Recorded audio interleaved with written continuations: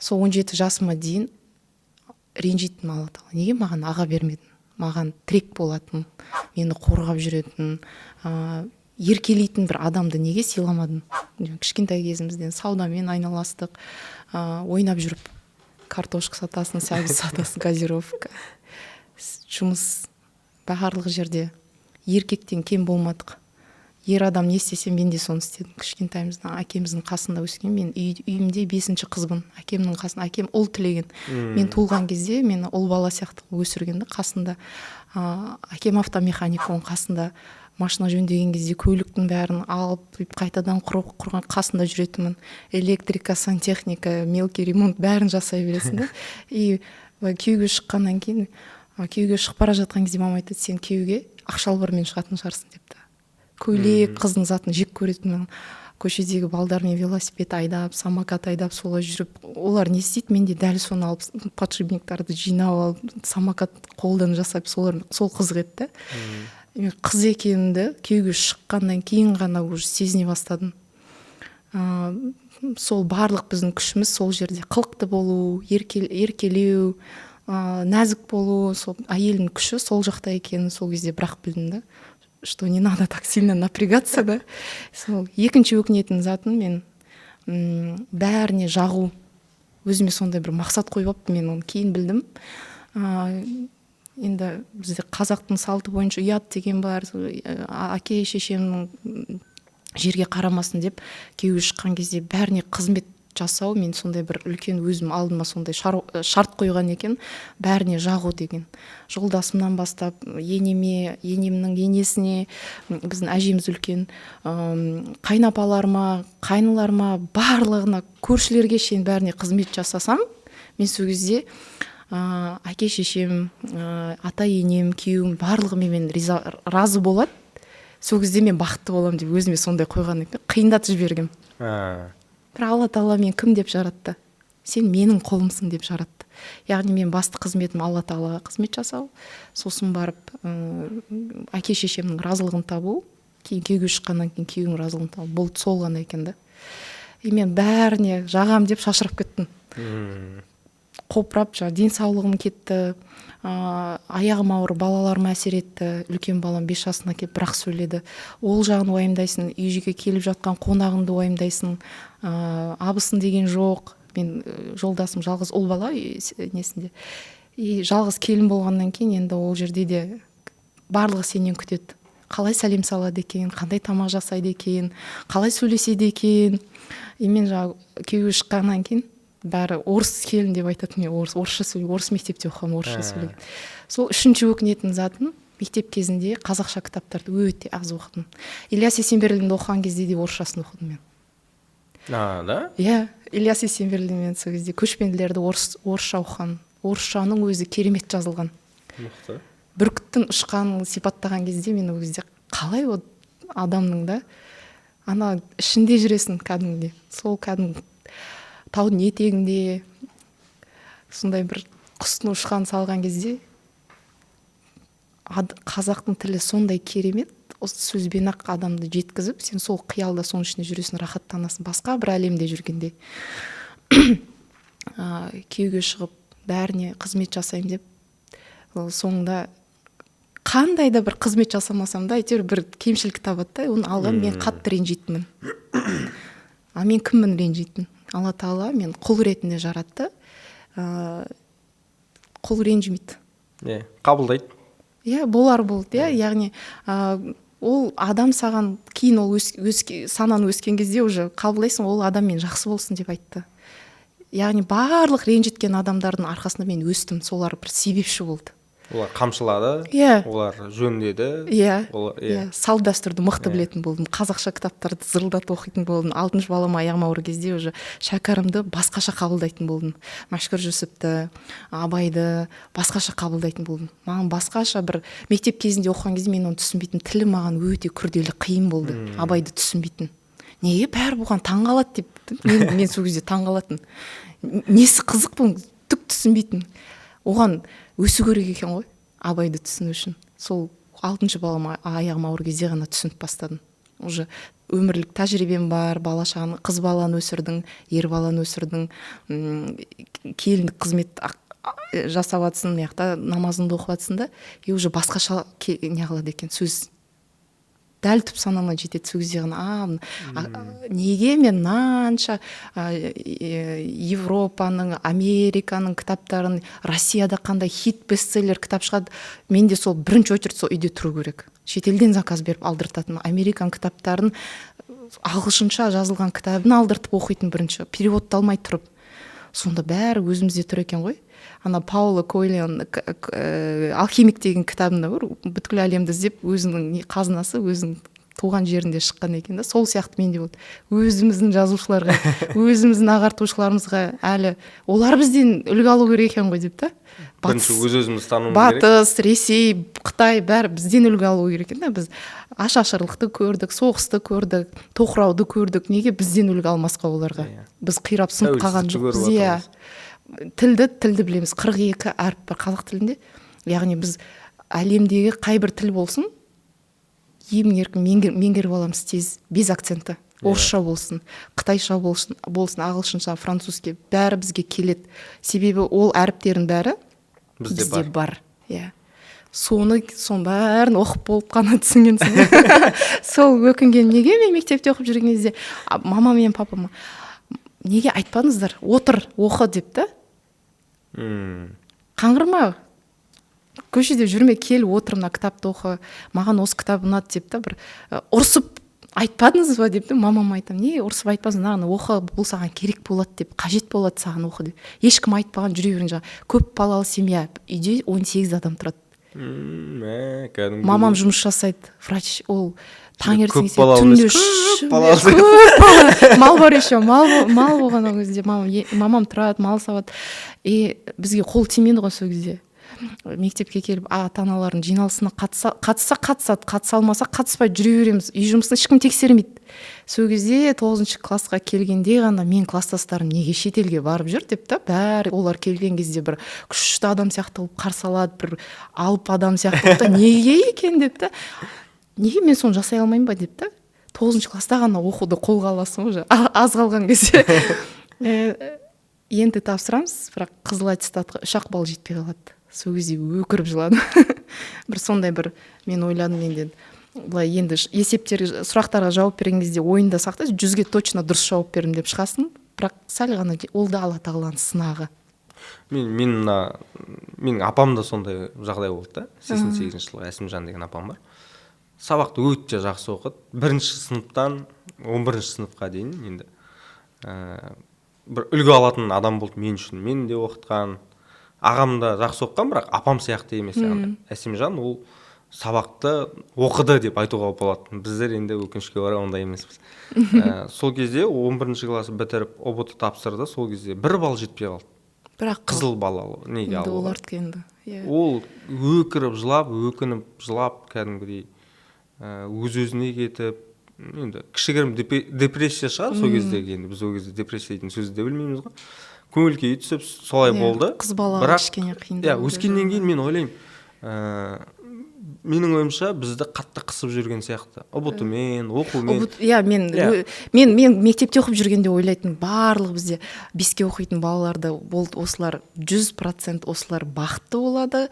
Сондай деп өсірген ғой мектепте. Енді ол жерде әртүрлі, мысалы джунглияда қандай жануарлар болады, біреу жылан, біреу маймыл, оларды сынамайды ғой. Мектепте сондай да, әртүрлі аңдар, әртүрлі қабілеттермен келеді да, бірақ шартпен ғана сен сынайды да. Мен сол кездегі 3 алам, 2 алам, әке-шешем ұрыспайды, мен түсінбеймін да разницасын, екеуін 3 пен 2-ның несін түсінбеймін да. Солай жүре бергенсің 9 классқа дейін оқып, әйтеуір бірдеңе жатта дейді, қорыққаннан жаттайсың. Формула, химия болсын, физика болсын, бәрін жаттап аласың. 9 класста ғана неге аналарым бәрі шетелге барып отыр? Мен де сондай қалаймын, мен де жақсы оқығым келеді деп, сол кезде бәрін қолға алып, мектепті бітіремін. Кейін 3 балл жетпей қалған кезде мен өзім болдым мәңгілік, мен неудачник сияқты қылып та, өзімді болды, у меня ничего не получится дегендей. бірақ уже әкеміз бізді ер бала сияқты тәрбиелеп, қолынан бәрі келеді. Сәл еңбектен әрекет жаса, кетігіңді тап, бәрі болады, жыбырла, қимылда, әрекет жасасаң береді дегенде. Сол көрейін мен енді торт жасап көрейін, барлық кім болып жұмыс жасамадым, барлығын жасадым, өкінбеймін оған. Қолымнан бәрі келеді. Қуанатыныңыз ғой қайта. Повардың қасына помощник болдым, администратор болды да жуды, хостел ашқан кезде өзім разнорабочий болдым. Торт жасайтын кезде де өзім продуктысына закупты аласың, доставканы өзің жасайсың, тортты үйде өзің жасайсың, артынан өзің жуып бәрін тазалайсың, еще параллельно сен анасың, келінсің. Яна хобби болғаннан кейін шаршамайсың ғой. И сол білімнің бәрі торт пісірген кезде керек болды. Химияның да, физикада, ақшаны санайтын кезде математика керек болды. Сол кезден бастап қаржыны үйреніп бастаймын. Сол кезде ғана математиканы... Қаржылық сауаттылық. Мен математиканы жек көретін адам тұғынмын. Сол кезде ғана түсіндім, не үшін математика керек екен. Қаржыны үйреніп бастағаннан кейін уже биржаға дейін шығып кеткенсің ғой. Қызық, ол өте қызық екен сөзде. Уже сен онымен ішіне былай сабаққа келгеннен кейін уақыт шектеулі ғой, 45 минут 37 бала үйрету керек та, соның ішінде уақытты. Енді мұғалім ол стресс оғанда үйрету керек. И баланы қызықтыра білу, ол да өнер. Сол өнері менің сабаққа қызықпағаным, мұғалімнің стрессы бәрі әсер еткен да. 9 класста жаңа өзім өсе келе уже қазір саморазвитие, өз-өзін тану, дамыту деген сияқты сол кезде уже мен 9 класста басталған да. 9 класста мен не істей аламын, мен кетігім қайда, мен кіммін, шәкәрімнің келдім қайдан, тисе пайдам, мен пайдам қалай тигіземін, мен Алла тағала бостан босқа шатасып жарата салған жоқ қой, мысалы ол қателеспейді ғой. Алла тағала әділ, ол әділ, яғни мені бір кетігімді да тауып қойған ғой, оны мен табуым керекпін. И солай жаңа бәр жерлерде Ақтауда алғашқы хостел ашамыз, неде Турцияда и официант болып, и guest relation менеджер болып жасадық. Барлығы осы өмірде пайдасын тигізді. Қанша қиналсам да сол кезде бір алғашқы зарплатам 25 мың теңге. Бірақ сол зарплата алған күні мен өзімді олигарх сияқты сезінетін. Оның еще жартысын емес, бір бөлігін мамама алып қаламын өзіме киіме деп. 25 мыңды ма? Өзінде. Я, бөлетінмін. Өзімді бақытты Ол бөліне сезінетін. ма жалпы? Ол кезде ол қай жыл ғой? 2008-9 жылдары ғой. Для меня ол өте үлкен ақша тұғын. Сосын университетте жүрген кезде президентская стипендия тек менде ғана болатын. Соны алған кезде де мен өзімді күшті, бақытты болып, қай жаққа ол ақшаны салсам екен, оны қалай көбейтсем екен де сол кезде әсел печті алғам. Сол әсел пештің арқасында самсаны шығарам, торт істеп бастаймын, үйде бір бөлмелі пәтерде. Үйде газ жоқ, тек светпен ғана жасап. Сол 15 мың теңгеге соны алдым. Мен стипендиям 20-25 мың теңге тұғын. Сол 15 мың теңгесіне жаңа печті аламын, продуктысын аламын да, самсам пісіріп бастаймын. Первый чек 200 теңге. Но зато свои. Күшті деп та. Өзімдікі, оны санайсың, не істеймін деп та. Енді, оказывается, қаржылық бұл жерде бітпейді екен. Ақшаны жинайсың, оны ары қарай дұрыс жұмсау да өнер екен да, оны да білу керек, тәжірибе керек екен. Мен жинап алып не істеймін? Бір өкінетін баяғыда ақша келмей тұрып, оны қайда жарататым уже ойымда уже план құрастырып болған соң, ақша келген жоқ әлі, қолға түскен жоқ. Қайда әйелдердің бір минусы сол екен да. Ақша келмей тұрып, не алсам екен, қайда жаратсам екен, сол болған менде. Қазір көп адам әйел сияқты ғой онда. Біздер қазір менің ойымша ер адамдарда да ондай проблема бар деп ойлаймын. Ол ақша келгеннен кейін қайда жұмсалатыны белгілі деген сияқты нәрсе. Есеп жоқ қой да. Есеп жоқ. Сонымен жаңа қаржылықты ақша жиналады, не істеймін оны? Бөлем жаңа 3 валютаға бөлем. Көп емес ақша, просто бөліп енді. Мен, оказывается, сол кезде өзіме бір әдет құрып бастаған екем да, ақшаға қарым-қатынас жаңа. Аламын оны ақшаны санаймын. Күнде, мысалы, кофе ішесің. 700 теңгеден 1050 теңге дейін кофе ішесің. Оны аласың да 365-ке көбейтесің. Үлкен ақша шығады. Сосын кофе машинадан қарайсың, мына арзанда отырады екен. Соны алайын, соны үйренейін. Әдемі идея. Әр затты бір мелочь деп ойлайтын затты алсан, соны 52 аптаға көбейтсең, немесе 365 күнге көбейтсең, ол үлкен ақша болып шығады да саған. Сол жағынан да дұрыс қарау керек ақшаны. Мынандай ұсақ түйектерді біз ұсақ түйек қой деп қарамаймыз да, как раз таки солар забирайды ақшаның бәрін. Енді и тағы бір мындай ақша жағынан, қаржы жағынан пайғамбарымыздың саллаллаху алейхи уассаламның айтқаны аз-аздап бірақ күнде амал жасау, аз-аздап ақша қалдыру, жинау. Иә, солай жаңағы өзімнің формочкалар алып бастаймын, әртүрлі рецепттер үйренемін, мастер-классқа барамын 5000 теңгелігі, сонымен бір ютубтан үйренемін, зефир жасап бастаймын да. Бір зефирдің арқасында 5 миллион теңге таптым.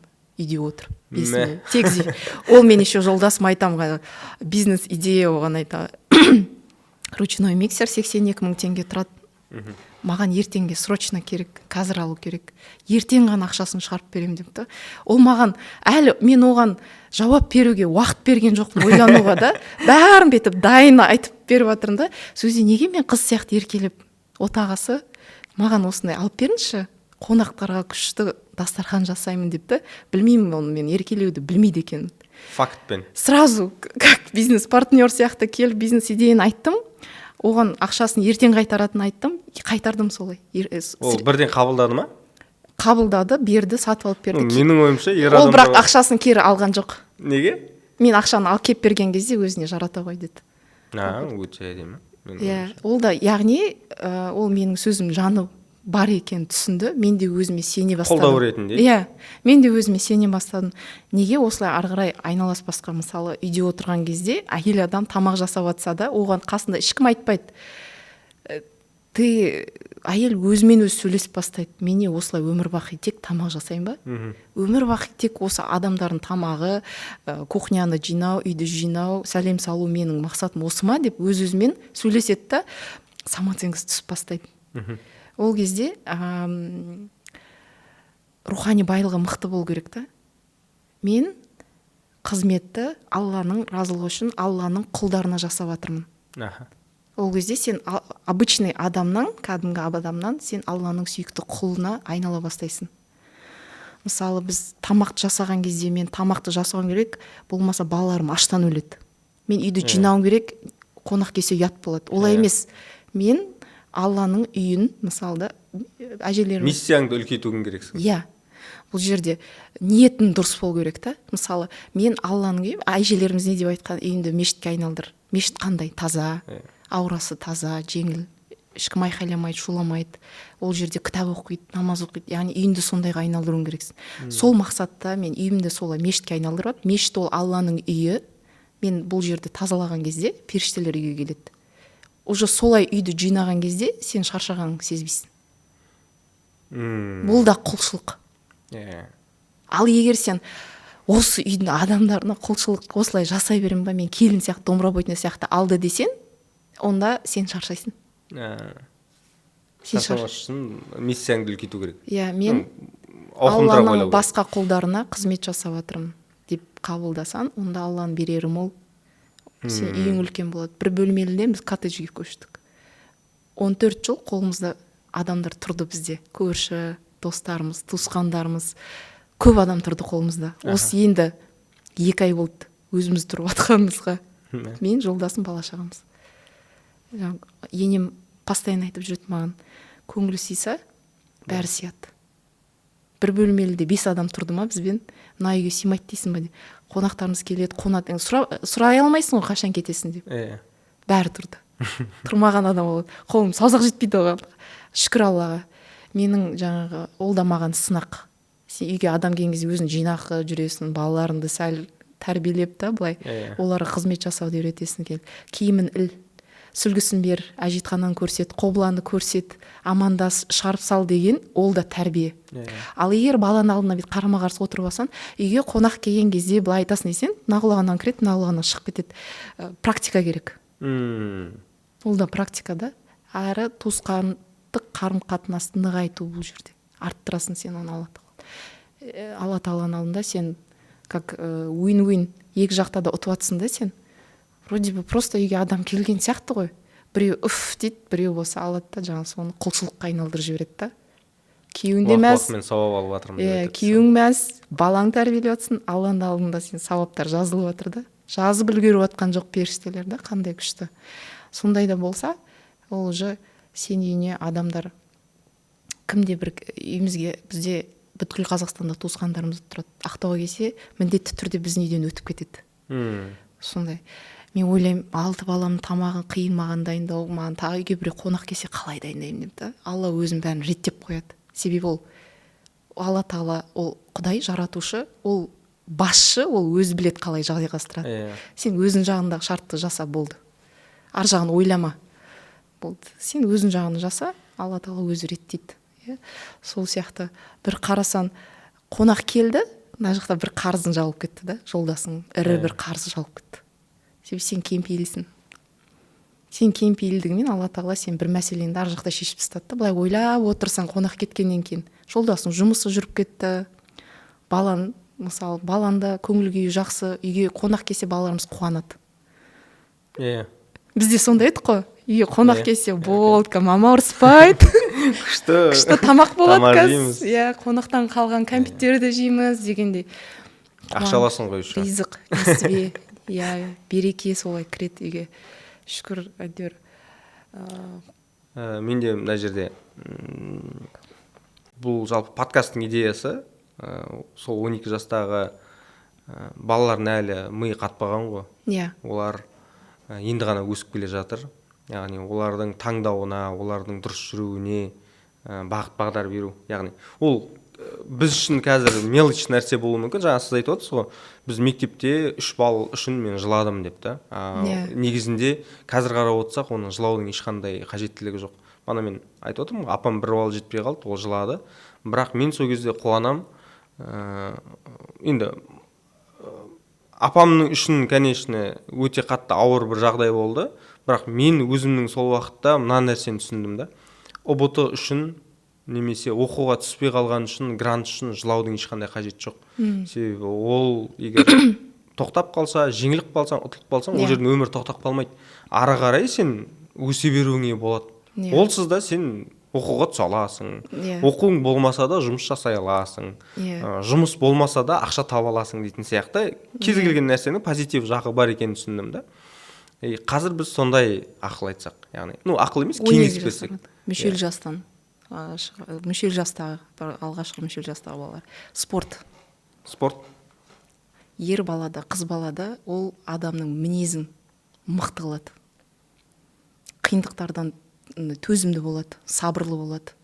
Спорт денсаулыққа мықты деп айтамыз ғой, бірақ мына жағынан келетін болсақ, қазіргі ынжық балдар көп. Қыздарға да айтарым, бұл денсаулыққа тікелей әсер етеді. Қазір энергетик бар, тіпті IC дегендердің дайын шайлардың өзі құрамы денсаулықты құртады. Рак аурулар шығып жатыр, көп, оның бәрі психикасына да әсер етеді. Әлсіз болады, жылап қалады, ынжық болады. Стрессқа устойчивый болу үшін спорт керек. Өзің бір сүйікті спорт, теннис болсын, настольный теннис болсын, шахмат болсын, дамыту керек өзіңді. Спорт ол сені закаляет характер, мықты қылады. Футбол болсын, басқасы болсын. Футбол деген былай ойын сияқты көрінеді ғой. Бірақ егер баланы спортқа салсаң, тентек балдар болады, отыра алмайтын. Бұл жерде спортқа ол тікелей команданың ұтуына, жеңуіне үлес қосып атқан білет сол кезде. Командная игра. Ол ертең кәсіпте керек болады. Что нужно смотреть на 360 градусов, видеть все, кто готов принять, да, мяч. Соны қара білу, көру, стратегияны құру, аналитика жасау, просто даже футболдың өзі. Қазақша күрес, бүткіл бұлшықеттер дамиды. Қазіргі мынандай жағдай болып жатқан кезде әлемде жүгіре білу керек, шыдамды болу керек, сабырлы болу керек, мықты болу керек. Ол мынандай балалар, олардың денесі мынандай тұра алмайды, кең емес. Рюкзакты әрең көтереді, мысалы. Қазақтарда айтады, ер балаңды аямасаң аяма деп. Оны еңбекке баулау керек. Қазіргі балалар, 12 жастағы балалар әке шешелерінің қолдауымен бірге ақша табу керек. Оқудан басқа, ол өнер. Ол ақшаны ары қарай қалай бала жұмсайтын, ол да баланы көрсетеді. Мінезін көрсетеді, ішіндегі құндылықтарын көрсетеді. Неге жаратады екен ол ақшаны, қалай үнемдейді екен, әке шешесіне бөліп береді ме екен. Ол ақшаны қолына алған кезде, өзі маңдай термен тапқан ақшаны алған кезде, ол уже басқа адамдардың еңбектерін бағалай бастайды. Мен өкінетін нәрселердің бірі сол негізінде. Себебі мектеп бітірдік, сосын университетке оқуға түстік. сосын барып жұмыс. Сосын Иә. одан кейін де бізде андай түсінік болды да. Универде жүрдік қой. Сол кезде мен әке-шешемнен рұқсат сұрадым. Мен жұмыс жасайын, официант болайын, білмеймін, Иә, бір жасау жерге керек. хостеске жұмысқа Иә. тұрайын деп. Бірақ олар рұқсат берген жоқ. Ол айтады, біз не үшін жұмыс жасап жатырмық? Көру керек, Иә, жасау біз керек. жасап отырмық қой, саған ақша беріп жатырмық, не ақша жетпей ма? Иә. Сосын мен жақсы дедім да. Содан кейін мен жұмыс жасап бастадым. Иә. Мана сізге айтып отырмын ғой, мен өзімнің мамандығым бойынша 7 жыл жұмыс жасадым. Сосын сол нәрседе көп жүріп қалдым деп ойлаймын. Бірақ ол жерден өте үлкен не алдық қой. Бірақ өсу деңгейім түсіп кетті деп ойлаймын да. Яғни мен 27 жасқа келгенде әлі 18 жастағы балалармен жарысып жүрдім да. Себебі қазіргі 18 жастағы балалар ерте еңбекке келіп жатыр. Иә, келу керек. Келу керек деп Одан ойлаймын. қиналмайды, піседі. Мен қазір 30-ға келгенде өкінемін да. Мен неге ертерек еңбек жасап бастамадым. Ну енді қарапайым андай жер қазу емес, кәдімгі ақша табатын еңбекті айтып отырмын да. Соның көзін табу керек. И әке-шешесі соған көмектесу керек. Блог арқылы болсын, физикалық еңбек арқылы болсын, табу керек. Білімі арқылы болсын. Иә, ол піседі ол бала. Оны аямау керек баланы. Өссін, андай условия, ол тепличный деп айтады, онда тепличный бала ол ештеңеге шыдамайды. Неге деп айтып отырмын қазір студент балдарға да айтатыным. Мен университетте оқып жүрген кезде 4-ші курста ер балалардың оқу ақшасын әке-шешесі төлеп жатқан. Мен ол басыма сыймайтын заттығын. Қалай сен әке-шешен ақша төлеп жатқан кезде сен жұма күні сабақтан кейін клубқа барасың?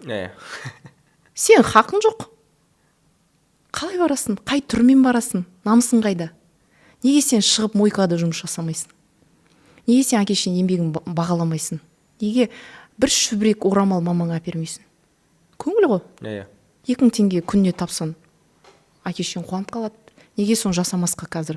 Параллельно оқумен, мына жақта мектеп оқып жатсаң, сен блог арқылы жүргізсең болады, волонтер болсаң болады. Көп қой жұмыс жасайтын. Оны табу қазіргі 21-ші ғасырда. Енді бізде ол кезде ондай мүмкіншіліктер болмаса да, сонда да тырыстық бірдеңе жасауға да. Қыз бала болсақ та, неге сол кезде қазіргі балалар, мектепте оқитын балаларға көмектеспеске? Мысалы, мен балам келеді, бір коробка зат алып келді дейді, класстасы. Соны класстағы балаларға үстіне ақша қосып сатты дейді, сатсын. Әдемі.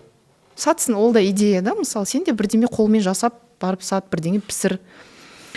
Үйден саған рұқсат бәрін жасауға. Сонымен 12 жасар баламыз, 11 жасар баламыз ауылға барып мал бағады. Огородта көмекте картошканы қазып не алады. 70 000 теңге тауып телефон алады. Көрдім да, қай жаққа жұмсайды екен. Телефон алды, болды, бітті осымен. Мотивация бітті ма? Жоқ, болды, не болды ал? Сонда 70 000 теңгені 700 000-ға жеткізу керек та, бала ол сабақты түсінген жоқ. Енді қайтадан ауылға баратын уақытты күту керек. Оған бару үшін оқу жылын бітіру керек. Барады, қайтадан қара жұмыс істейді. Сонда бірінші сабақты ол өткен жоқ. Ол қашан түсінеді? Өзінің басынан өткен кезде. Мен ол қанша рет айтсам да ол түсінбейді. Өзі түсіну керек. Өзінен өткізгеннен кейін ғана ол бала айтады. Мен мал баққым келмейді өмір бақи, қара жұмыс істегім келмейді. Мен меймен ақша тапқым келеді, мысалы да, көреді.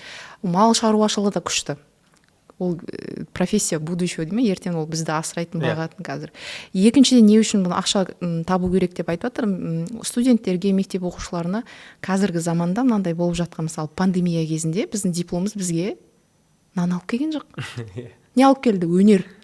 Яғни сенде бірнеше источник болу керек. Бірнеше көзі болған кезде сен мынау табыс алып келмегенде мынаған уже арқа сүйіп отырасың. Мынау болмаса үшіншісі тірек болады саған. Асырау керек қой күнделікті біз жаңағы тәнімізді тамақтандыруымыз. Қазақтарда не деп айтады? 7 күн аш жүрген адам 7 атасын ұмытады дейді. Яғни біз азық беріп тұруымыз керек. Ол азық дұрыс болу керек, адал болу керек. Қай уақытқа дейін жаңа бұзау деген мысалы, өгіз қашан болады? Қорадан шыққан кезде өгіз болады. Ол қорада мамасының қасында бұзау болып жүрсе, ол өспейді. Дәл сол сияқты зона комфортадан шығып, өзіңді сынап көр, пока әке-шешең көзі тірі кезде, өзіңді әр жерде сынап көр. Как шведский стол ғой. Официант болып жұмыс жасап көр, YouTube-да жасап көр, басқа платформаларда жасап көр. Біреудің, мысалы, туысқандар бар қазақтарда, не көп, туысқан көп. Әр туысқаны әйтеуір біреуінде бір кәсібі бар. Неге сол жұмысына барып бір практика алмасқа? неге бір 5.000 теңге таппасқа, нянька болып неге жұмыс жасамасқа, біреудің машинасын жуып берсе де, мысалы 5.000 теңге студентке, мектеп оқушысына үлкен ақша. Үлкен ақша. Ол жинайды, ертең компьютерін алады, макбугын алады, өзінде бір сондай бір өнерді табады. Мен, оказывается, я могу. И ол үшіншіден әке-шешесінің разылығын алады. Одан артық не керек? Одан артық ештеңе керек. Одан артық не керек? Мамаң саған көңілі толса, әкең сен қолдап отырса, кәсібін саған бүйтіп туралатып айтып отырса, әкеңмен ақылдасып отқаның басқа артық не керек? Балам деп ол сені уже сенің абыройың көтеріле бастайды. Әкенің алдында да, әкесі де баласымен мақтан тұтады. И сол кезде сен одан да асырғың келеді да. Мотивация уже әкең сені мақтады. Сен ақша таптың балам деген кезде уже саған уже ақылыңмен бөлісіп жатқан кезде сен өзіне айтасың, я могу еще больше. И оны жасайсың сен. Выжимаешь весь сок. Әке-шешең тірі. Үй бар, үй дайын. Тірі. Қолдап жатыр сен. Басқа не керек? Все, выжимай, да? Яғни әрекет жаса, әрекеттің үстінде бол. Сол оқушыларға айтарым сол. Мектептің программасын болды, жасадым деп бит галочка қоймай, тағы мен не жасай алам? Мен өзімнің бойымдағы қабілеттермен не жасасам болады екен, мен ортамды қалай өзгертсем болады екен, мен достарыммен біріктіріп бір пайдалы қандай іс жасасақ болады, пайдалы блог, может сендер бір кулинария жағына барасыңдар ма, немесе бір ойнайтын жер ашасыңдар ма балаларға, мысалы развивающий центр жазды. Көп қой, негізінде кәсіптің түрі өте көп. Кітап оқу клубы бар, мысалы Алматыда, Астанада, Шымкентте творческий арт пространство бар. Жаңа домбыра тартатын балалар бар ма, фортепиано, барлығы сол жерде бар, өнерін көрсетеді. Неге мысалы шешендік өнерге бармасқа, өзің осылай шығарып, да? Сондықтан студент балаларға айтты, обязаловка. Жұмыс жасауың керексің сен. Болмайды. Намыс деген бар. Әке-шешенің мойында отырмауың керексің. Ол жаста сен әке-шешені уже алақанға салып жүретін кезің. Мысалы, бейшара студент, бейшарасың сен, потому что не работаешь. А если ты будешь работать, сен бейшара емес, сен асырайсың әке-шешеңді. Сондықтан мүмкіншіліктердің бәрін пайдалану керек қазіргі неде. Жаңағы енді өкініш туралы айтып отыр ғой, кішкене қуанышты жаңағы сәл алып өсек. Менің қуанатын нәрсем жаңағы қуаныш жаңалыққа қарай ауысақ дегенде. Ол менің ортам да. Яғни бізде мектеп кезде бізде әртүрлі орта болады. И таңдау болады бізде. Төбелесетін балалар болады. Бұзықтар, оқымайтын балалар болады. Байдың балалары болады деген сияқты әртүрлі орта болды да. Мен бәрімен жақсы араластым. Яғни мен төбелестім.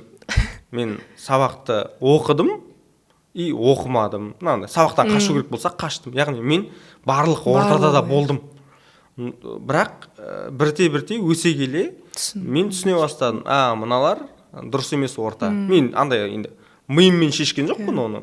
Өзім солай қалай таңдағанымды түсінбеймін. Бірақ сол мына төбелесетін орта менікі емес. Мына жерде мыналар өнермен айналыспайды. Яғни мен мыналардан алыстауым керек. Мен мынадан кетуім керек. Мыналар өсіп жатыр, мыналар менен мықты. Мен осылардың қасында жүруім керек. Яғни ол жақсы оқиды, олимпиадаға барады. Қыздардың арасында красавчик. Сөйлей алады, машина айдай алады. Яғни мен сол ортаға қарай тырыстым. Яғни егер мен сол уақытта төбелесетін, темекі, насыбай ататын ортаға қарай сол ортада қалып қойсам, мен сол ортада қалып қояр едім да. Біз сол ортамен универге бардық. Универде де менде әртүрлі орта болды. Яғни ол ортаның арасынан да таңдау жасау керек болды. Яғни менде клубқа баратын орта болды, өнер ортасы болды, оқитын орта болды. Мен тағы да манағы тактикада болдым да. Яғни мен барлығында болып көрдім. Бірақ соңында түсінгенім, менен мықты ортада болуым керек екен. Яғни өсу үшін. Ол жерде дейтін, уже универде жүрген кезде министерстводағы неде практикада өтетін, Астанада жүрген кезде машинамен жүретін, ақшаны сол 3-ші курсында жұмыс жасап ақша тауып жүрген сондай ортада мен таңдауым соған түсті. Неге? Себебі мен өсетінім жерімді алысқа бармай-ақ білуім керек болды да. Қазір мен сол ортамен біргемін. Яғни сол балалармен әлі араласып жүрсің. Сол балалармен әлі араласып жүрмін, сол балалармен әлі доспын. Нетворкинг. Ол балалар өте жақсы орында қазір, Құдайға шүкір. Орта қатты менің просто айтқым келіп отқаны, менің қуанатыным, менің дұрыс таңдау жасағанымда. Бірақ ол жерде өкініп қалуым мүмкін еді, егер мен дұрыс емес таңдау жасағанымда. Өкініп қалмас үшін жай ғана өзіңнен мықты адамдарды таңдау керек орта қылып деп просто қорытындылағым келіп отыр да. Себебі қазір мектеп жасындағы, универдегі енді жұмысқа тұрып отырған адамдар болса, олар түсіну керек. Әрине қызықты өткізген, көңілді өткізген жақсы, бірақ сенің ортаң егер сені дамытпайтын болса, онда ол ортадан кеткен дұрыс деп ойлаймын. Досың болып қала берсін, бірақ ортаңды өзгертуің керек болады. Сондай қуанатын және өкінетін. Керемет. Галап тест жаңа сіз сұрап отырсыз ғой, өкінішке орай мен әлі тапсырған жоқпын. Бір өкінетін нәрселерімнің бірі менің кәдімгідей. Өзіңізді басқа бағыттан былай көрген кезде, мықты жағынан да әлсіз жақтарыңды уже анық көрген кезде түсіне ойланып бастайсың да. Мысалы, ойлайсың, менің минустарымды айтты, где-то бір ай, бір жылда коррекция жасаймын деп. Қиын екен. Сол минусты плюс қылуға. Гэллап тест бізге мысалы некеде қалай көмектесті? Жолдасын тапсырады. Бірінші мен тапсырам. Мен тапсырам балаларыма. Мен тапсырам да жаңа Гэллап тестті оқып беретін адамды іздедім. Мақталбекті таптым да. Мақталбек қарап. Некеде қалай ажырасып кеткен жоқсыз дейтін андай набормен. Менде команд тұр, жаңағы как это командор бәрін должна управлять. Responsibility тұр, ответственность, жауапкершілік топта да, стратегия тұр, learner. И солардың бәрін көрген кезде жаңа минустар да болды. Соны қарап айтып жатыр да, қалай ажырасып кеткен жоқсыз деп. Бұл жерде стратегия бірінші орында тұр ғой. Егер мен ажырассам, ол неге алып барады? Егер мен баланы дұрыс тәрбиелемесем, ол неге алып барады? Егер мен дұрыс құл болмасам, ол мен неге алып барады? Мінез бар, қырсығым бар, стратегияға ол мінез керек емес. Ол маған жауапкершілік қатты, балаларымды былай ұстауым керек. Сен баланың тәрбиесін басқа адамға тапсыра алмаймын. Туысқандарым болса да. Мен Алла тағаланың алдында жауап беремін, значит, ол да мені шаршатады мысалы. 6 баланы дұрыс ұстау. Бірақ бала күтушісі жоқ болғандықтан, сен әр баланың прям до атомов, до молекулы білесің, где нужно так, на жерде проконтролировать надо, на жерде на жағынан кішкене баламен отырып жеке сөйлесу керек, на баланы алып әкесінің жұмысына уже сала беру керек, жұмыс жасай, бұл сабақ оқымайтын бала. Бұны жұмысқа салу керек уже өзі бастан деп та, потому что бизнесмен, сен оның потенциалын көріп тұрсың да. Кім бірінші ұстазы балалардың? Анасы. Вот сол менің жаңа плюс немді көреді. Қалай ажырасып кеткен жоқсыз? Мен осы, наверное, Алла тағаланың алдында жауапкершілігім өте мынандай болды. Ажырасу 6 секунд қой. Некеде ол өзінің қарым-қатынаста жұмыс жасау, ол где-то 6 ай, 6 жыл керек болады да, өзінің минустарыңды жаймен шлифовать етіп, оны битіп до состояния бриллианта довести. Это работа, время, энергия требует. И соны көбісі ойлайды, қойшы, я лучше разведусь, мәселе шешіледі дейді. Дұрыс таңдау жасау, ол бұл жерде де керек. Дұрыс ер адамды таңдау, дұрыс жолдасыңды таңдау, жарыңды таңдау, ол да Алла тағала бізге берген, ми берген, жүрек берген, көз берген, сол рух көзін ашық болу керек. Миы мен жүрегін сенің жанымен тәніне қызмет жасау керек. Қалай дұрыс пайдалана білу керек, ол да өнер. Кен жаңағы жолдасым Гэллап тапсырады, сосын бар ол түсінеді. Менде ең соңғы орында тұрған, жолдасым да бірінші орында тұр. Менің жолдасымның ең 34-ші орында тұрған қабілеті менде бірінші орында тұр. Жолдасым айтам, ана бизнес жағынан мынаны бүйту керек, ананы бүйту керек, мына жақта бүйтінен қоя тұру керек, мынаны былай жүргізу. Ол 14 жылдан кейін сен 8 жыл бұрын айтқаның дұрыс болыпты ғой дейді. Мен енді айтпайсың ғой. Вот я сказала, вот я говорила десең, ол не деген сөз? Сен оның абырой түсіп бара жатыр деген сөз. Сенікі де жолдасыңды абырой түсіп бара жатыр деген. Өзі көрсін, өзі қателігінде сүрінсін, көрсін, өзі тұрсын, сол кезде ғана ол бәрібір айтады кім. Екеуіңіз пазл ұқсап бүйтіп жиналған болып тұрсыздар ғой. Мен мысалы эмпатия деген менде жоқ, мысалы менде командор, строгая, дисциплина мықты бірінші орында тұрады менде. Ол ешкімді аямаймын. Мен айтамын, ер баланы аялың не қажеті бар? Мен өзімнің басымнан өткен зат. Ер бала жұмыс жасау керек, өзін дөңгелетін өзі домалату керек. Неге оны аяйсыңдар? Қай уақытқа дейін аяйсыңдар? Болды, бала 1 жасқа толды, өзі тай басты, болды, кетті уже. Сепарация дұрыс болу керек та. Болды, он мектепті 3-ке оқыса, баланы сөйлесу керек. Балам, сен ер адамсың. Ертең сен бір отаудың иесі боласың. Сен малды бақып көр. Диқаншылардың қастарында жүріп көр. Үйді де жинап көр, тамақты да жасап көр. Әбден оны от пен суға батыру керек та, пісіп шығады ана бала. Қазір саған өкінеді, жылайды, бір жылап алады, зато ол ұмытады оны. Ертең рахметін айтады да. Мен жолдасым онда эмпатия бірінші орында тұрды. Бәрін аяп жүреді. Жұмысындағы просто қасына өтіп барады. Курткасы жоқ еді деп гардеробта біреудің өзінің курткасын бір адамға беру үшін іздеп жатыр да. Ол жолдасым енді мындай денелі адам апарық. Ол адамға дұрыс жөнді қалың куртка алып береді. Біздің жолдасымның курткасы ол қандайға, көлік айдауға, жеңіл да, ол көшеде жүретін адамға қандай куртка керек, қалыңдау, соны алып беру керек. Стратегиясың жоқтығынан дейсің. Иә, сен әр алла тағаланың алдында сауап боласың. Бұны бергеніне медвежья услуга деп айтады. Оған жұқа куртка не пайдасы бар? Өзің кие бер ары қарай. Бірақ мына адамға жылы керек, капюшоны мен, қалталары көп, ол сыртта көлігі жоқ, жаяу жүретін адам. Сондықтан біреуге жақсылық жасаған кезде дұрыс жасау керек. Қалдық-бұлдық емес, бәрін өзің дұрыстап беру керек. Жасырын жасау керек оны. Соны әйелі жайлап, соны түзелетіп отыру керек та, абыройын түсіргізбей. Керемет. Мен жолдасым намаз оқымай жүрген кезде де айтқам. Менің жолдасым, басқаларға айтады, мен жолдасым делает больше, чем обычный мусульманин. Он больше мусульманин, чем мусульманин, который практикующий. Келді ғой кейін жолдасым. 11 жылдан кейін келді ғой. Тұр намаз оқы, вообще айтпаған. Біз бір бөлмелі квартирамызда менің намаз оқыған кезде таңертең қырым кроватқа тиетін неге, спальня гарнитурға тиіп тұратын. Кішкентай жерде олай сол жерде намаз оқидым. Бір ретте болсын түртіп, уағыз айтып, деп вообще онда намазымды оқимын.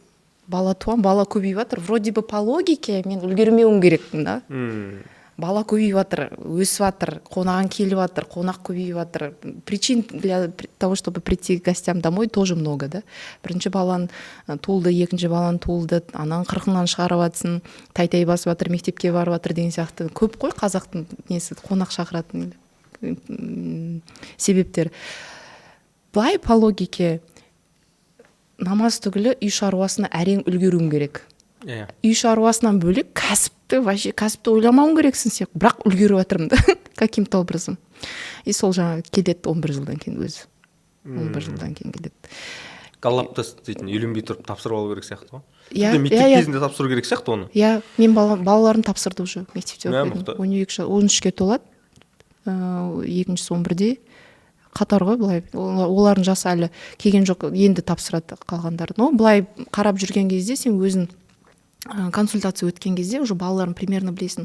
Кім максимайзер, кім қай талантқа бір қаншасыншы орында тұрған. Уже білесің да баланды қай бағытта қарай дамыту керек екен. Мысалы айтын, мына бала сабақ оқымайды, кәсіпке жұмсау керек. Бұдан бірдеме шығады. Ол жаңағы 70 000 теңге мал бағып тапқан бала ғой, 70 000 теңге. Мана таңдаудан бөлек, балаңызға сіз галлап тапсыртып жатсыз ғой. Менде бір кеше, менің балам, үлкен балам, Фатима, жасы 6-ға келіп қалды, мектепке барып бастап. Мен қызымен жасты екен, Фатима болды. Сол ғой? Екі Фатима. Сол, мен оны Арай Рахметтің фаст рейдинг дейтін несіне бердім. Бізде бардық. Мектепке бармай тұрып, ол оқуды, жазуды, сандарды, қосуды, бәрін есеп шығару түгелін үйреніп алды. Мен сосын оны дайындық классына алып бардым. мектеп бірінші классқа емес, бірінші сыныпқа емес, мен дайындық классын алып, енді ол жерде ішім пысады дейді. Иә. Яғни ол бәрін біледі.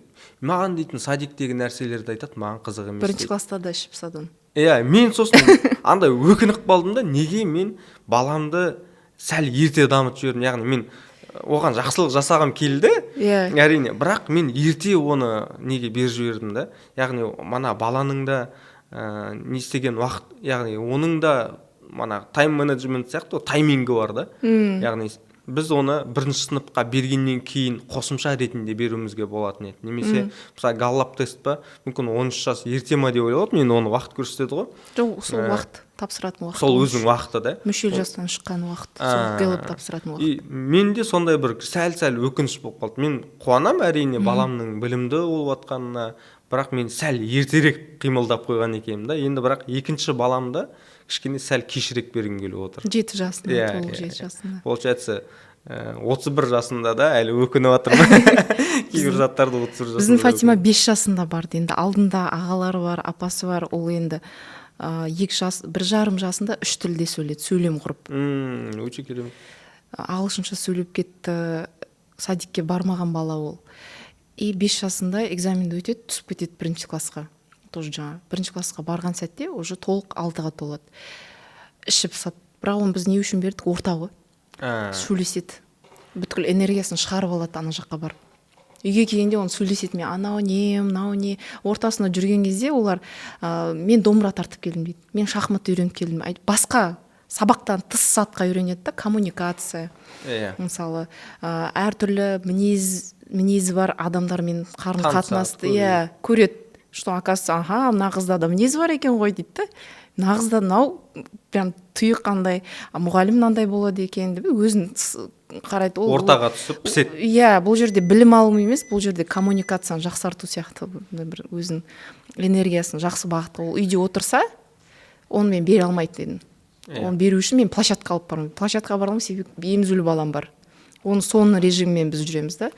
Ол өзінің ортасында, апасы қасында, қазақи орта, домбыра тартады, салт дәстүрді айтады, қазақша сөйлейді барлығы. Мен үйде оны бере алмаймын, мен оны көп сөйлесе алмаймын. Бала ұйықтап жатады, тым-тырыс болу керек. Намаз оқимын, Құран оқимын, тым-тырыс болу керек. Ал бала сөйлескісі келіп отыр, энергиясы асып тасып отыр. Ол энергияны жаңа босатып келеді мектепке барып. Яғни общение керек та оларға. Босатып келеді. Не істейді, үйде кітабын оқиды, үй жұмысын жасайды. Сондықтан мен өкінбеймін, ол қызымыз ерте мектепке барған. 5 жасында тағы бір баламыз мектепке барды. Оның өзінің қабілеті сондай. Тоже 1,5 жаста сөйлеп кетеді. Сөйлем құрады, кәдімгі 1 жас 6 айында жазған видеосы бар. Әкең қайда, анаң қайда, апаң қайда, бәрін жауап береді. 1,5 жастағы бала. 5 жасында жолдасым үйге келеді, мен кухняда тамақ жасап жатқан кезде, баланы үйдегі киіммен экзаменге алып кетеді, көрейін сынап қалай депті, өтіп кетеді сол киіммен.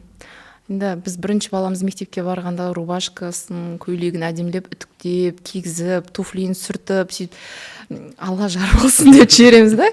Тапсырады, шашын бүйтіп қырқып кәдімгідей. Ол үйде ойнап жүрген бала, ойнап барып тапсырып түсіп кетеді мектепке. Психологиялық жағында дайын болған жоқ баламыз. Мектепке ма? Иә. Сабақ жағынан мықты. Ол бүйтіп қарап отырады, кім қалай тамақ жейді, кім қалай сөйлейді, боғауыз балалар өте көп екен. Маған үйге келеді, мама, олар қазақ емес па? Олар мұсылман емес па? Неге олар олай жасайды? Балам телефонды енді алды өзі, жазда жұмыс жасап, өзі телефон алды, 3-ші класста оқиды ол бала қазір. Чат ашқан, чаттарын оқып қараған кезде шашым тік тұрды ғой кәдімгі. Қазақ қыздары сөйлескен, бір-бірімен сөйлескендері көрініп тұр. Былай балаға қарап үйіндегі ауа райды білсе болады. Қандай екен? Балам айтты, мен бұлармен араласқым келмейді деді. Бірақ бала бар класста, Амил деген Азербайжан баласы, сонымен ғана сөйлескім келеді, сонымен ғана араласқым келеді де, уже балада фильтр уже қойып қойғанмын да. Бірақ психология жағынан оған қиын болды. Бәрі үлкен. Мен балам бойы ең кішкентай сыныпта, денесі кішкентай, 1-классқа барған кезде рубашка тапқан жоқпыз. Мектепке баратын барлығы 1-сыныптың ол 5 жастағы баланың киім киіп барды да, мысалы. Сол жағынан күледі оған. Буллинг та болды мектепте, тепті оны, ұрды, жерде жатты, сондай болды. Жылап келеді. Өзің не тұр, ол балада максимайзер. Сабақты оқса, бал алатын болса, бәрі 10 болу керек. Топ. 1 минус болса, 5 минус алған кезде 2 сағат үйде жолдасымыз екеуміз оны жуаттық. Шахмат ойнаған кезде, ничья болған кезде жылады. Ол да минус қой. Это синдром отличника деген, синдром отличника деген, ортаға сию қиын болады. Абай айтты ғой, ортаға сен біліммен емес, мінезбен сиясың. Бұл жерде эмоциональный интеллектті дамыту керек те. Кстати, сол мектепте оқитын балдарға эмоциональный интеллектті дамыту керек. Оны қалай дамытады? Қайда барады? Мен мысалға, мен үшін қазір өте қызық, менің үлкен қызым да сондай. Эмоциональный интеллект. Бірдеңеден секіре алмай қалса, жынданады, бірдеңені құрастыра алмай қалса, жынданады. Эмоциональный интеллект адамдармен араласа білу керек. Шешендік өнерді дамыту керек. Қалай договорды құруға болады, конфликтқа жеткізбей, мысалы, орыстарда кім қай бір генерал айтқан білмеймін. То ли бір стратегия войны деген кітапта жазылған ба. Хорош не тот генерал, который выиграл войну, а тот, кто не довел до войны. Это говорит об эмоциональном интеллекте. Яғни дипломат сияқты мәселені шешіп тастау тілмен, ақылмен, эмоциямен. Ол қандай да бір кәсіп болсын, бәр жерде керек болады. Тіпті кәсіп жасамасан да келіндерге керек болады. Келін болмасан да сен, мысалы, балаң бар, иә. Қазір, мысалы, көп қой, мать одиночка дегендер, олар баласын тәрбиелейді ғой. Бұл жерде эмоционально мықты болу керек. Сен кәдімгі титан болуың керексің бұл жерде. Жесір болып қалған кездегі жесір әйелдерге де эмоциональный интеллект керек. Мықты болуың керексің сен. Балаң сенен энергия алып тұрады, а сенде жоқ, ал не істейсің? Жылайсың, а бала одан, ол не істейді ертең, мен мамам осылай несчастный, ол қалай бақытты болады ол бала? Қалай бақытты болады? Мен осы анамды бақытты етуім керек деп қызмет жасайды тек шешесіне. Манағыдай нәрсе бар ғой. Мен өткенде сөйлесіп отырып мынандай сұрайын да. Енді үйленгеніңе өкінбейсің ғой, балалы болғаныңа өкінбейсің, бірақ біздер барлығын үйренеді екенбіз да. Айтып отырсыз ғой, математиканы оқимыз, ол там біздің есеп шығаруымызға, бизнес айналысуға керек, физика керек, там торт пісіруге керек болады, химия мынандай болады, биология біздің там денсаулығымыздың, гормондарымыздың дұрыс жұмыс жасауына керек. Барлық пәнді біз сөйтіп аламыз, дене шынықтыруды да қорғап аламыз, еңбекке баулуды да қорғап аламыз. Бірақ біз бір нәрсеге үйренбейді екенбіз. Ол отбасы болуға үйренбейді екенбіз. Біз оны практика жүзінде көреді екенбіз да. Яғни біз келеміз, ненің дұрыс жасау керек екенін білмейміз, не дұрыс емес екенін білмейміз, қалай болса солай, үйлендік, вот не, балалы болдық, и оны баланы қалай тәрбиелеп жатыр, оны эмоционалдық қандай дайындау керек, ол денсаулығын қалай қарауымыз керек, оған қалай көңіл бөлуіміз керек. Стратегия жазу керек. Мен қазір бір егер мектеп ашу керек, бір мақсатым болса, мен сондай отбасылық үйрету мектебі деген сияқты ашар едім. Себебі өте қиын, өте жауапкершілігі мол, бірақ соны біз әлі күнге дейін үйрететін ешбір жер жоқ, өкінішке орай. Не ата-ананы оқытатын, не мектеп уақытында үйрететін. И ойлаймын, былай қарап отырсаң, бизнес ашу маңызды емес қой ең бастысы. Или торт жасау маңызды емес, немесе денсаулық маңызды ғой, бірақ отбасы құрып балалы болу ең маңызды нәрсе ғой. Бірақ сол ең маңызды нәрсені біз үйренбейді екенбіз. Ондай нәрсе жоқ екен. Үйренбейміз. Елжас Ертайұлы дейтін кісі бар, жалпы баланы тәрбиелеу бойынша, отбасы бойынша жалпы үйрететін кісі. Жаңаөзен қаласына біз бір семинарға шақырғанбыз. Өте күшті нәрселер айтты. Қалай, негізі ондай мектеп бар негізінде, бірақ ол мемлекеттік үлкен проект, жоба емес, ол бір кісінің өзінің кішігірім мектебі. Манағы үлкен қызым туралы қайта-қайта айта бердім. Үлкен қызыммен сондай нәрсе болды, ол жылауық болды да. Сосын мен оған көңіл бөлу деген өзіме бір не қойдым, мақсат қойдым. Ресторан, кафеге тек қана екеуміз шығамыз. свидание. Иә. Керемет. Үйге келеміз, айтамыз, вот мен баламмен бірге уақыт өткізіп келдім деп. Бірақ балам бәрібір өзгермейді, бәрібір жылай береді. Сосын жаңа Елжас Ертайұлынан сұрап отырмын, вот осылай жасадым, бірақ сонда да әлі сондай қызым жылай береді, внимание жетіспейді. Сосын ол айтады, сен ресторанға барғанда не істейсің дейді. Телефонда отырмын. Ресторанға келеміз, пицца заказ береміз, фри заказ береміз, ол игровойға ойнауға кетеді. Мен өзімнің жұмыстарымды жасаймын, онлайн видеоларымды қараймын, маркетинг бойынша жарнамаларым, блогерлермен сөйлесемін, сосын ол келеді, пиццамызды жейміз, тұрамыз кетеміз. сосын тұрамыз кетеміз. Айтады, сен жоқ, бағытың дұрыс дейді, бірақ сен ең маңызды жерін ұмытып кеттің ғой дейді. Сен баламен сөйлеспейсің бе дейді. Баламен сөйлес, әңгіме айт, құшақта. Байланыс. Сен айтады, бәрін күшті істеп келгенсің дейді, бірақ ең негізін ұмытып кеткенсің дейді. Яғни мен оны уже балам 4-ке келгенде, 5-ке келгенде біліп жатырмын да. Мен ер адамдарды өзім ер бала туғанда ғана түсініп бастадым. Сондай айтып отырмын ғой жаңа. Требовательная, жесткая, бизнес ашқан кезде ер адамдарды мысалы аямаймын. Потому что мен жұмысқа кірген кезде мен ер адам болып кетемін. Мен ол жерде прям бәр жер жүгіріп, что надо, разнорабочий сияқты жүре беремін. Дәл сондайды ер адамдардан требовала. Олар мысалы өзім мамандығымен келіп тұрса, мен тағы үстіне поверх, сверхурочный, талап ететін, чуть неғыл, хочешь зарплату 500 000. Работаю. Настолько. Да, мен и аямай мысалы жолдасым үйде телефонмен жатқан кезде мен оны айтатын, какой ты имеешь право лежать на диване, когда у тебя родители живые, оны асырау керек, өзің семьяң бар, жұмысында жұмысшыларың бар, олар да нәпақасын тауып отқан адамдар ғой, сен оның ризығын беруің керексің, сен Алла тағала арқылы. Сен сонша жауапкершілікпен, какое ты имеешь право лежать в телефоне и смотреть бои какие-то, да? Не имеешь права. Барып жұмыс жасау керек, демалма. Демалатын күн бар, түнде ұйықтайсың, уақытылы тамақ жейсің, вот это предостаточно дегендей, да? Как вот такой солдатский режим. Зато үш кәсібі бар деп. Шығып, оны да дұрыс айту керек та, мысалы бала үйге келген кезде мен өзім бармаймын. Балаларым жіберемін, әкелерін тамаққа шақырыңдар, әкеңді құшақта, әкеңе бар, ол телефонмен жатқан кезде балаларым бәрі бір-бірінің үстіне жатып, әке деп құшақтаған кезде телефонды алу керек болады. Амал жоқ. Амал жоқ. Сосын шай ішеміз, әңгімелесеміз. 3 телефон бар, бүйтіп отырған кезде көңілің өзім балалар арқылы алып отырамын да, балалар әкелерімен сөйлесіңдер, әкелерің намазға шақырыңдар, әкең тамаққа шақыр, киімін іл, шығарып сал, жағдайын сұра, кірген кезде, кіріп шыққан сайын амандасқыздырамын. Мысалы, таңертең кетеді жұмысқа, жолыңыз болсын, сәттілік тілеймін, үйге келген кезде амандасады. Ол обязательно. И сол амандасудың өзін үйретуде бір уақыт керек болды. Вроде былай қарайсың, простой зат. Жолдасым айттым, осылай бәрі келеді, амандасады, бірінші қыздармен амандас деп та. Бірінші қызының сәлемін ал, бірінші тәттісін қызына бер, сыйлықты бірінші қызға бер. Ер баланың туған күні ма, қызына да подарка алып қоя сал. Бір жаққа қалаға кеттіңіз ба, шетелге шықтыңыз ба, келген кезде міндетті түрде сыйлық.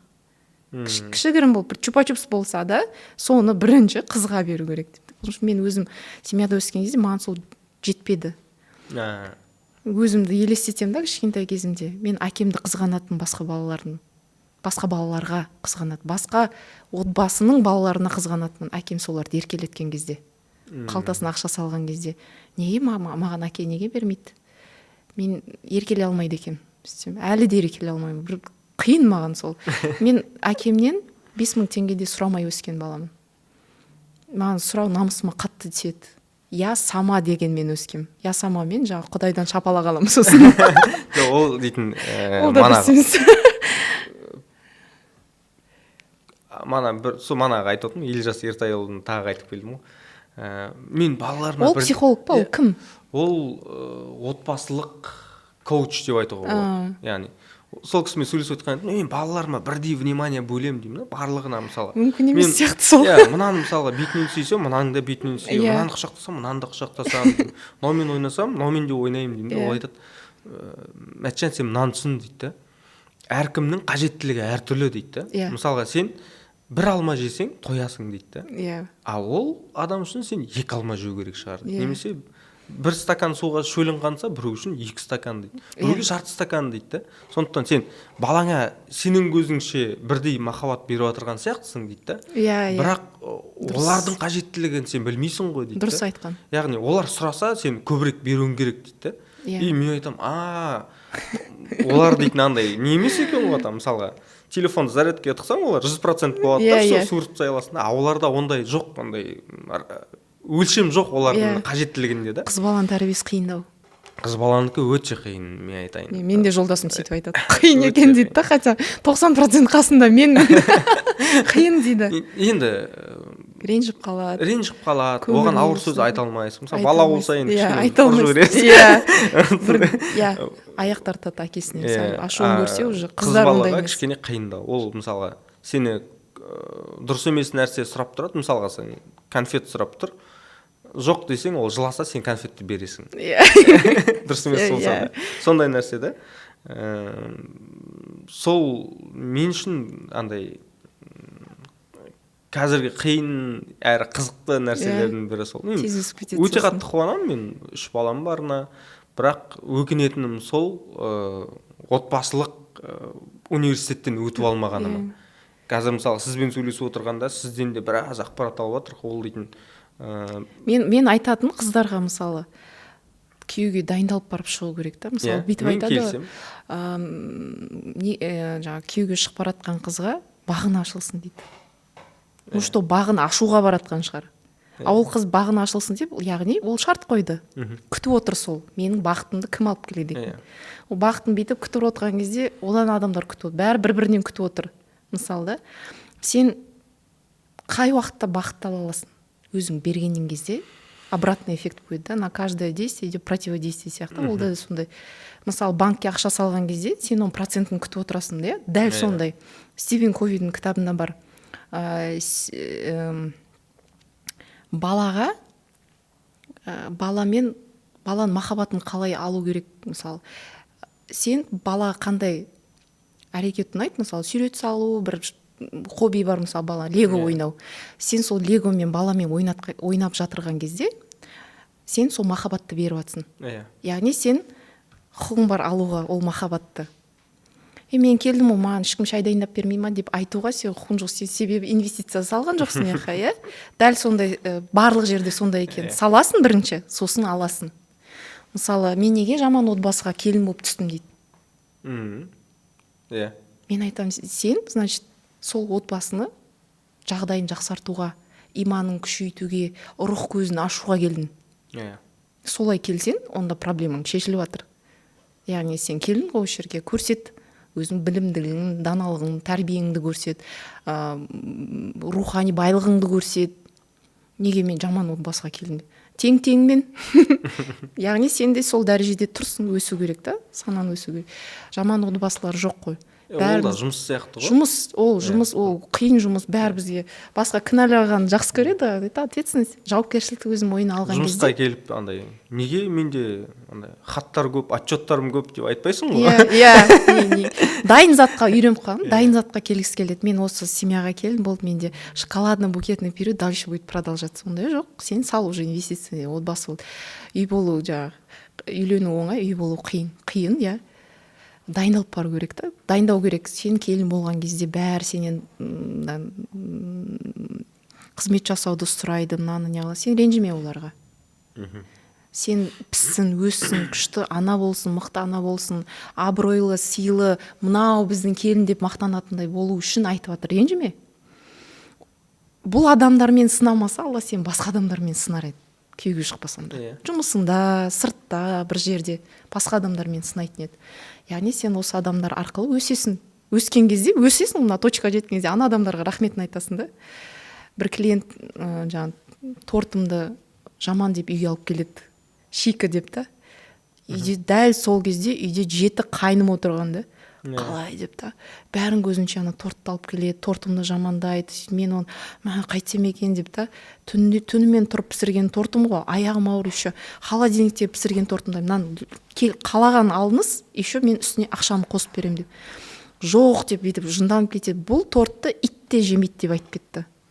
Ал содан кейін торттың күштілерін үйреніп кетсем ғой, бәрін үйреніп, басқаларға үйретіп оның берекелі бір сондай бір отзыв болады мен үшін. Себебі ол маған ақша да алып келеді, жаңа клиенттер алып келеді, мен де уже мұқият қарап түсіне бастаймын да, яғни мен жағынан қай әрекет қисық болды, қай жерді мен дұрыс жасаған жоқпын, қай жерді жақсартсам екен, да, солай өз-өзіме бүйтіп отырдым, жылап та алдым, жылап бәрін шығарып алдым, сосын да ішім пустой болған кезде так не істеу керек, да, ары қарай. Яғни мен кәсіпті түгел жауып тастауым да болатын еді, бірақ ары қарай ана сондай бір не келіп тұр да, мен түрткі болып тұр да, өс деп та Алла тағала. Кедергі өсіреді. Иә. И ол берекелі бір сондай бір іс болып тұр. Қаншама Қазақстанда қыздарды үйреттім, қамыр жаюды үйреттім, вроде простой зат та, бауырсақ. Несі қиын ғой, әжелеріміз жасап келеді, сен әжең жоқ па, мамаң жоқ па, соны үйрететін. Жоқ, мен осылай келін болып түстім. Оказывается, мен жай алмайды екенмін, ешкім үйретпеген. Көрдім, бірақ мен қолымнан келмейді. Тырыстым. Иә, болмады. Мен келіп көрсетесің, ана уже күйеуі мақтайды ғой, ана прям өсіп просто бір не да, сәл бір әрекет қана. Сіз жаңа айтып отырсыз ғой, қамыр жаюды үйреттім. Мен қарапайым нәрсе ғой, бірақ мен андай бір құттай кеңес дейтін видеолар түсіріп жүрдім да. ютубтағы бар нәрсені қазақшаға аударып, қысқа нұсқа өте аз уақытта түсіндіріп жүрдім. Адамдар мақтап, вау деп жүр да. И мен үшін ол бір құнды ақпарат емес сияқты болып көрінді да. И оны мен тегін бердім. Сосын 1-3 жылдан кейін бір кісімен кездесем, сол айтады, сенің сол берген ақпаратың дейді да, сен соның құндылығын білген жоқсың дейді. Сен үшін ол қарапайым болып көрінді, сен оны оңай деп ойладың дейді да, бірақ оны білмейтін адамдар бар. Яғни оны, сол менің берген ақпаратымды ол жинақтап, сатқан, оны алған. Сосын мен мынандай ой түйдім да, қарапайым нәрсе дейтін болмайды. Кез келген қабілет ол үлкен қабілет. Яғни қамыр жаю ол үлкен қабілет. Оны үйрену керек, оны практика жасау керек. Яғни бір жайғаннан оны жайып кете алмайсың, оған кем дегенде 10-15 рет жайғаннан кейін ғана келеді. Яғни ол еңбек бар ол жерде. Мысалға монтаж жасау ол қарапайым нәрсе болып көрінеді, бірақ оны да еңбек бар. Яғни оны сен дәлдігін табуың керек, музыканы қойып білуің керек. Қарапайым сияқты, бірақ оның ішінде де еңбек бар. Еңбек бар. Оны жасаған адам ғана біледі ғой. Иә, мен содан кейін өкінген нәрсем сол ғой. Яғни мен өзімнің еңбегімді бағаламадым деген. Қазір мысалға сіз синдром самозванца деп жатады. Қарап отырған адамдар болса, егер сіз кез келген нәрсе қолыңыздан қабілет келсе, тіпті мысалға андай, білмеймін, бір қолыңызды бүйтіп майыстырып білсеңіз де, ол да қабілет. Одан да ақша жасауға болады, одан да ақша табуға болады, одан да ләззат алуға болады. Сондықтан кез келген қолыңыздан істеп білетін нәрсенің құндылығын білу да. Мен мысалға кезінде білген жоқпын, қазір білем құндылығымды. Кез келген нәрсе қарапайым болмайды, жаңағы қамыр жаю сияқты. тестті тапсырсаңыз, сіз тағы да өзіңіз тағы да өсемін. Шығады тағы. Құдай қаласа. Көп пункттер шығады, керемет. Енді соңында айтып кетейін. Бұл бұзау подкаст. Бізбен бірге Жансая Сауанбай. Біз бірден әңгіме бастап кеттік, сол үшін соңында ғана айтып жатырмық. Бізде жобамен бір 5 минуттай уақыт қалды. Бір кішігірім қорытынды жасап жіберсек, осы тыңдап отырған адамдарға тікелей айтсаңыз болады. Өкінбес үшін, қуану үшін, қуаныштан, өкініштен сабақ алу үшін не істеуіміз керек, қалай соны, жалпы өзіңіздің бір кез келген ойыңызды айтсаңыз болады, шектеу жоқ. Өкінуге, негізінде ренжуге уақыт болмау керек. Мұсылмандарда мынандай, қазақтарда айтады, 3 күн артық ренжімеу керек. Оны қазір барлық психологтар, врачтар дәлелдеп отыр да, барлық ауру неден, нервтан дейді да. Уайымдамау керек ештеңе, Алла тағала 3 күн деді. Яғни 3 күнге дейін сен ешкімге ренжімеу керексің. Неге? Бір жараға, бір ауруға алып келеді ол. Саған бір әсер етеді, жаман кесір етеді саған. Сондықтан ренжудің қажет жоқ. Оны ренжімеу үшін уақытың болмау керек оған. Әр уақытты, бос уақытыңды сен жазып қоюың керексің. Мына уақытты мен кітап оқимын, мына жерде спорт, мына жерде кәсіптің көзін іздеуің керек, ашуың керек, мына жерде қарым-қатынасты нығайтуың керек. Мына жерде дұға жасаймын. Мына жерде мен, мысалы, дұрыс тамақтану үшін дұрыс энергиямды, адал тамағымды өзім жасауым керекпін, білуім керекпін. Мына жерде біреудің жағдайын сұрап қояйын да, туысқандармен жаңа амандасу, сәлем түзу бол деген сияқты. Біреу ауырып жатса, жағдайын сұрау. Ол да сен мына жерде бар жағын. Яғни осының бәрі графикпен жазылып тұратын болса, ренжуге уақытың болмайды, шағымдануға уақытың болмайды, біреумен ұрсуға уақытың болмайды, біреуді жамандауға уақытың болмайды, өсекке уақытың болмайды. Келіндерде де сондай болу керек. Күйеуім қашан келеді деп бүйтіп күтіп отырмай, мысалы, бұл уақытты мен қалай пайдалы өткізсем екен.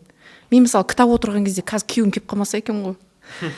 Үзсе болды, ол кітапқа қашан оралатын белгісіз да. Күйеуің келеді, тамағын бересің, шайын бересің, оны жинайсың, балалан тісін жу дейсің, пижаманы ки дейсің, қарайсың, уже уақыт ұйықтайтын келіп қалады. Болды, кітабын жайғастырасың. Яғни келесі күн кешке бір-ақ тиеді оқу қолында. Қазір мына қызық жерін бітіріп алсам екен ғой, мынаны тапсырсам екен ғой, мен күнде кітап оқимын. Күнде 6 балам болса да, күнде кітап оқимын. Еш өкінбеймін, өкінбегенмін да оған. Кітапты оқымасам, өзім бір пустой сияқты. Бір кітапты бітірсем, толып тұрам, бөліскім келеді. Керемет, қазір бірнеше кітап оқып тастадым да, бөлісуге уақыт жоқ қой, мына кітапты оқыңдар деп та. Бір блог таңдай қылып жүргіңізгім келеді, бір пайдалы бір кітап жайлы обзор түсіргім келеді, оған да уақыт жоқ қой. Қарсам өмір өтіп бара жатыр осылай. Шүкір Аллаға, уақыт болмағанына сондай заттарға, шағымдануға, жылауға, біреуді жамандауға, біреудің кемшіліктерін абай айтты, өзің жүрегің сүңгіде, түбің көзде. Сол түбін көздеумен шаруам бәрі сонымен жүр да. Содан кейін жүрегіңізде тыныш қой. Одан қоса 6 баланың көзінің ішіндегі бүткіл табиғатын зерттеу керек оны. Балам кім, қандай екен, арыстан ба екен, кім екен дегендей сияқты. Келіп уақыт бөлгенімізге көп рахмет. Сіздерге де рахмет. Өте пайдалы подкаст болды деп ойлаймын. Лайк басамыз, пікір жазамыз, каналға жазыламыз, колокольчик басамыз. Астында Жансая ханымның парақшасы болады, сол жерге кіріп сұрақтарыңызды қойсаңыздар болады. Мен кішігірім қорытындылап кетсем, бұзау подкаст кез келген қабілет қарапайымды болса да ол құнды. Кез келген алдыңызға келген кедергі ол сіздің шыңдалуыңызға, өсуіңізге алып келеді. Және кез келген мақсат, жоспар құру ол сіздің уақытыңызды үнемдейді. Бүгінгі подкасттың кішігірім тезисіне қорытындысы осындай деп ойлаймын. Сондықтан да сиыр болам дегенше бұзаулар осындай ақыл кеңестер айтудамыз. Өмірлі, пайдалы болды деп ойлаймын. Подкастта кездескенше. Көп рахмет сізге. Кездескенше күн жақсы.